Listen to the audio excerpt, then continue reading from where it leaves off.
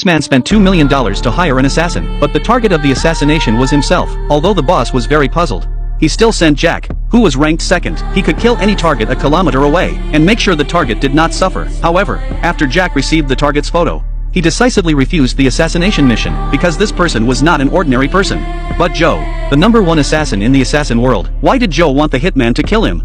Not long ago, he was diagnosed with terminal cancer. Dying like this would be a pity. Only dying at the hands of another hitman would be a fitting end for him. Moreover, if he died unexpectedly, his girlfriend would receive a huge insurance payout. Seeing how desperate Joe was to die, the boss immediately sent out his ace in the hole. Midnight tonight would be his time of death. Joe left satisfied upon hearing this, but when he returned home, he found his girlfriend. She thought it was a romantic date, but Joe suddenly broke up with her. After doing all this, Joe returned to his home. He unlocked all the doors in the house, and waited quietly in the living room for his time to come. He thought tomorrow would be his anniversary.